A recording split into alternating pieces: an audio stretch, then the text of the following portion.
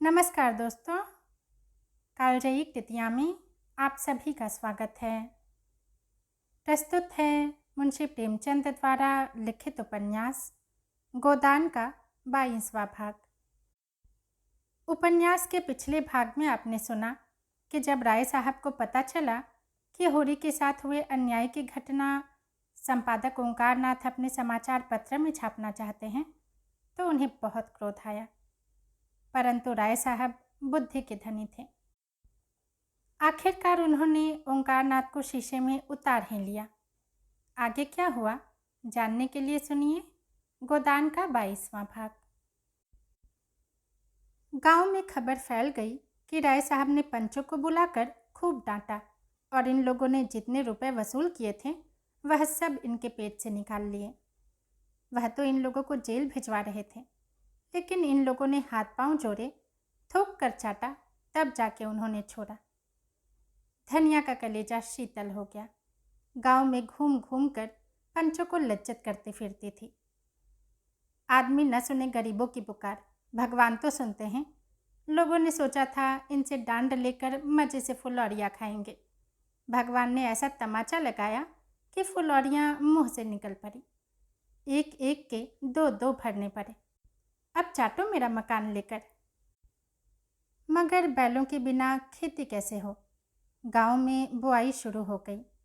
कार्तिक के महीने में किसान के बैल मर जाएं तो उसके दोनों हाथ कट जाते हैं। होरी के दोनों हाथ कट गए थे और सब लोगों के खेतों में हल चल रहे थे, बीज डाले जा रहे थे। कहीं कहीं गीत की तानें सुनाई देती थी।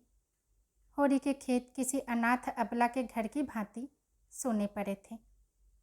पुनिया के पास भी कोई थी, शोभा के पास भी कोई थी, मगर उन्हें अपने खेतों की बुआई से कहाँ फुर्सत कि होरी की बुआई करें। होरी दिन भर इधर उधर मारा मारा फिरता था। कहीं इसके खेत में जा बैठता, कहीं उसकी बुआई करा देता। इस तरह कुछ अनाज मिल जाता। धनिया, रूपा, सोना सभी दूसरों की बुआई में लगी रहती थी। जब तक बुआई रही पेट की रोटियां मिलती रहीं। विशेष कष्ट न हुआ। मानसिक वेदना तो अवश्य होती थी, पर खाने को मिल जाता था। रात को नित्य स्त्री पुरुष में थोड़ी सी लड़ाई हो जाती थी। यहाँ तक कि कार्तिक का महीना बीत गया और गांव में मजदूरी मिलनी भी कठिन हो गई। अब सारा दारमदार ऊख पर था जो खेतों में खड़ी थी। रात का समय था, सर्दी खूब पड़ रही थी। होरी के घर में आज कुछ खाने को न था। दिन को तो थोड़ा सा भुना हुआ मटर मिल गया था, पर इस वक्त चूल्हा जलने का कोई डौल न था। रूपा भूख के मारे व्याकुल थी और द्वार पर कौरे के सामने बैठी रो रही थी। घर में जब अनाज का एक भी दाना नहीं है तो क्या मांगे, क्या कहे। जब भूख न सही गई तो वह आग मांगने के बहाने पुनिया के घर गई। पुनिया बाजरे की रोटियां और बथुए का साग पका रही थी। सुगंध से रूपा के मुंह में पानी भर आया। पुनिया ने पूछा, क्या अभी तेरे घर आग नहीं जली क्या री? रूपा ने दीनता से कहा, आज तो घर में कुछ था ही नहीं, आग कहाँ से जलती? तो फिर आग काहे को मांगने आई है? दादा तमाकू पिएंगे। पुनिया ने उपले की आग उसकी ओर फेंक दी, मगर रूपा ने आग उठाई नहीं और समीप जाकर बोली, तुम्हारी रोटियां महक रही हैं काकी, मुझे बाजरे की रोटियां बड़ी अच्छी लगती हैं। पुनिया ने मुस्कराकर पूछा, खाएगी? अम्मा डांटेंगी। अम्मा से कौन कहने जाएगा? रूपा ने पेट भर रोटियां खाई और जूठे मुंह भागी हुई घर चली गई। होरी मन मारे बैठा था कि पंडित दाता दीन ने जाकर पुकारा। होरी की छाती धड़कने लगी। क्या कोई नई विपत्ति आने वाली है? आकर उनके चरण छुएं और कौड़े के सामने उनके लिए माची रख दी। दाता दीन ने बैठते हुए अनुग्रह भाव से कहा, अब की तो तुम्हारे खेत परती पड़ गए होरी। तुमने गांव में किसी से कुछ कहा नहीं? नहीं तो भोला की मजाल थी कि तुम्हारे द्वार से बैल खोल ले जाता, यही लहास कर जाती। मैं तुमसे जनेऊ हाथ में लेकर कहता हूँ होरी, मैंने तुम्हारे ऊपर डांड न लगाया था। धनिया मुझे नाहक बदनाम करती फिरती है। यह सब लाला पटेश्वरी और झिंगुरी सिंह की कारस्तानी है। मैं तो लोगों के कहने से पंचायत में बैठ भर गया था। वह लोग तो और कड़ा दंड लगा रहे थे। मैंने कह सुन के कम कराया, मगर अब सब जने सिर पर हाथ धरे रो रहे हैं। समझे थे यहाँ उन्हीं का राज है, यह न जानते थे कि गांव का राजा कोई और है। तो अब अपने खेतों की बुआई का क्या इंतजाम कर रहे हो? होरी ने करुण कंठ से कहा। क्या बताऊं महाराज, पढ़ती रहेंगे। पढ़ती रहेंगे? यह तो बड़ा अनर्थ होगा। भगवान की यही इच्छा है तो अपना क्या बस। मेरे देखते तुम्हारे खेत कैसे पड़ती रहेंगे? कल मैं तुम्हारी बुआई करा दूंगा। अभी खेतों में कुछ तरी है, उपज 10 दिन पीछे होगी। इसके सिवा और कोई बात नहीं। हमारा तुम्हारा आधा साझा रहेगा। इसमें न तुम्हें कोई टोटा है न मुझे। मैंने आज बैठे बैठे सोचा तो चित्त बड़ा दुखी हुआ कि जुते जुताए खेत पड़ते रह जाते हैं। थोड़ी सोच में पड़ गया। चौमासे भर इन खेतों में खाद डाली, जोता और आज केवल बुआई के लिए आधी फसल देनी पड़ रही है। उस पर एहसान कैसा जता रहे हैं। लेकिन इससे तो अच्छा यही है कि खेत पड़ती पड़ जाए और कुछ न मिलेगा, लगान तो निकल ही आएगा। नहीं, अब की बेबाकी न हुई तो बेदखली आई धरी है। उसने यह प्रस्ताव स्वीकार कर लिया। दाता दीन प्रसन्न होकर बोले, तो चलो मैं अभी 20 तौल दूं, जिससे सवेरे का झंझट न रहे। रोटी तो खा ली है ना? होरी ने लजाते हुए आज घर में चूल्हा न जलने की कथा कही। दाता दीन ने मीठे उलाहने के भाव से कहा, अरे तुम्हारे घर में चूल्हा नहीं जला और तुमने मुझसे कहा भी नहीं। हम तुम्हारे बैरी तो नहीं थे। इसी बात पर तुमसे मेरा जी कुरता है। अरे भले आदमी, इसमें लाज शर्म की कौन बात है? हम सब एक ही तो हैं। तुम शूद्र हुए तो क्या, हम ब्राह्मण हुए तो क्या, हैं तो सब एक ही घर के। दिन सबके बराबर नहीं जाते।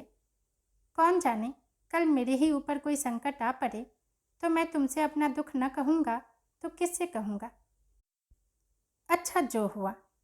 चलो बेंगी के साथ तुम्हें मन दो मन अनाज खाने को भी तौल दूंगा।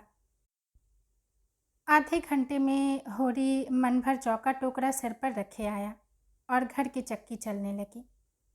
धनिया रोती थी और सोना के साथ जौ पीसती थी। भगवान उसे किस कुकर्म का यह दंड दे रहे हैं। दूसरे दिन से बुआई शुरू हो गई। होरी का सारा परिवार इस तरह काम में जुटा था मानो सब कुछ अपना ही है। कई दिन के बाद सिंचाई भी इसी तरह हुई। दाता दीन को सेत मेत में मजूर मिल गए। अब कभी कभी उनका लड़का माता दीन भी घर में आने लगा। जवान आदमी था, बड़ा रसिक और बातचीत का मीठा। दाता दीन जो कुछ छीन झपट कर लाते थे वह उसे भांग बूटी में उड़ाता था। एक चमारिन से उसकी आशनाई हो गई थी, इसलिए अभी तक ब्याह न हुआ था।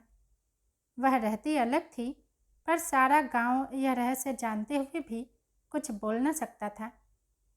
हमारा धर्म है हमारा भोजन। भोजन पवित्र रहे, फिर हमारे धर्म पर कोई आँच नहीं आ सकती।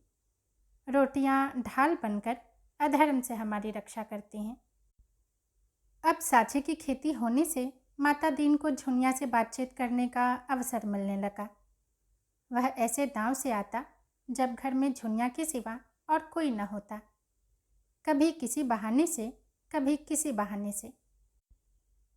झुनिया रूपवती न थी, लेकिन जवान थी और उसकी चमारिन प्रेमिका से अच्छी थी। कुछ दिन शहर में रह चुकी थी। पहनना ओढ़ना बोलना चालना जानती थी और लज्जाशील भी थी, जो स्त्री का सबसे बड़ा आकर्षण है।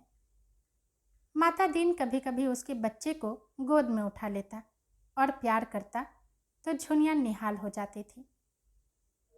एक दिन उसने झुनिया से कहा, तुम क्या देखकर गोबर के साथ आई झूना?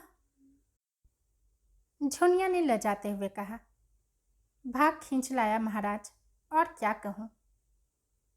माता दीन दुखी मन से बोला, बड़ा बेवफा आदमी है। तुम जैसी लक्ष्मी को छोड़कर न जाने कहाँ मारा मारा फिर रहा है। चंचल स्वभाव का आदमी है। इसी से मुझे शंका होती है कि कहीं और न फंस गया हो। ऐसे आदमियों को तो गोली मार देना चाहिए। आदमी का धर्म है जिसकी बाह पकड़े उसे निभाए।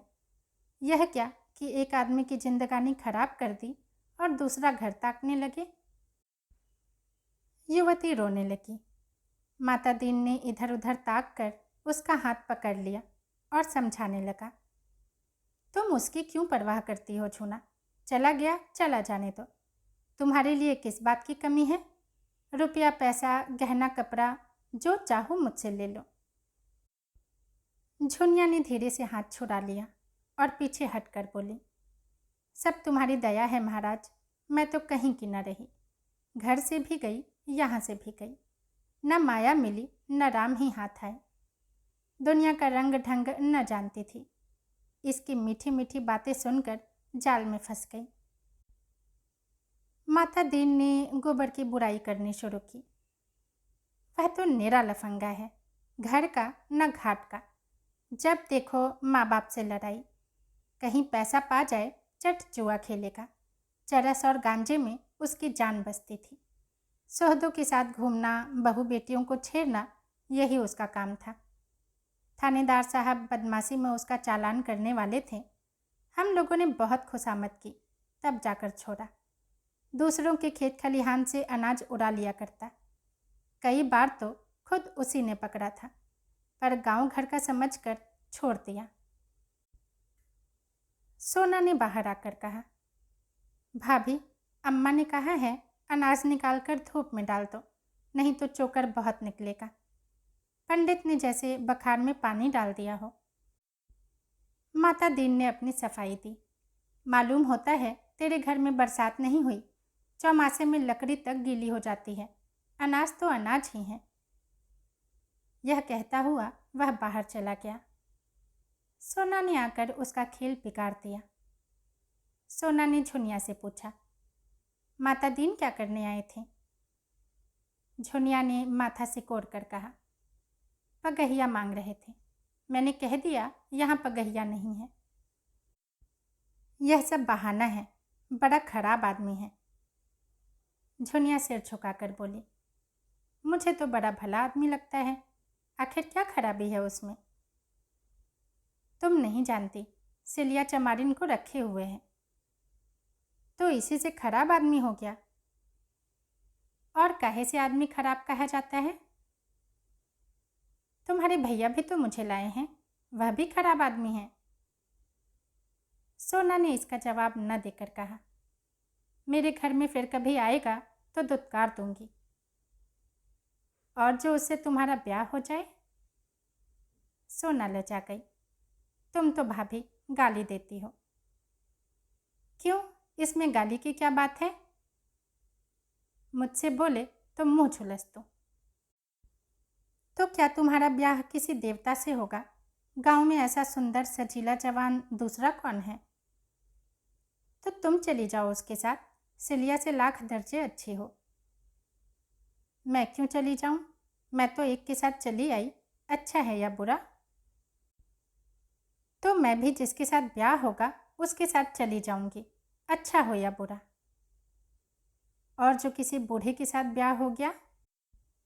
सोना हंसी, मैं उसके लिए नरम नरम रोटियां पकाऊंगी, उसकी दवाइयाँ कूटूंगी छानूंगी, उसे हाथ पकड़ कर उठाऊंगी। जब मर जाएगा तो मुंह ढांप कर रोऊंगी। और जो किसी जवान के साथ हुआ तो तब तुम्हारा सिर, हाँ नहीं तो। अच्छा बताओ, तुम्हें बूढ़ा अच्छा लगता है कि जवान। जो अपने को चाहे वही जवान है, न चाहे वही बूढ़ा है। दैव करे तुम्हारा ब्याह किसी बूढ़े से हो जाए तो देखो तुम उसे कैसे चाहती हो। तब मनाओगी। किसी तरह यह निगोरा मर जाए तो किसी जवान को लेकर बैठ जाऊं। मुझे तो उस बूढ़े पर दया आए। इस साल इधर एक शक्कर का मिल खुल गया था। उसके कारिंदे और दलाल गांव-गांव घूमकर किसानों की बड़ी ऊख मोल ले लेते थे। वही मिल था जो मिस्टर खन्ना ने खोला था। एक दिन उसका कारिंदा इस गांव में भी आया। किसानों ने जो उसे भाव ताव किया तो मालूम हुआ गुड़ बनाने में कोई बचत नहीं है। जब घर में ऊख पेर कर भी यही दाम मिलता है तो पेरने की मेहनत क्यों उठाई जाए। सारा गांव खरी ऊख बेचने को तैयार हो गया। अगर कुछ कम भी मिले तो परवाह नहीं, तत्काल तो मिलेगा।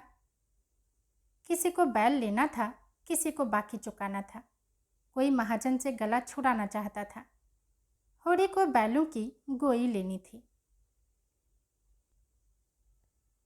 दोस्तों, उपन्यास का 22वां भाग यहीं समाप्त होता है। यदि पसंद आया हो तो लाइक करें और चैनल को सब्सक्राइब भी ज़रूर करें। धन्यवाद।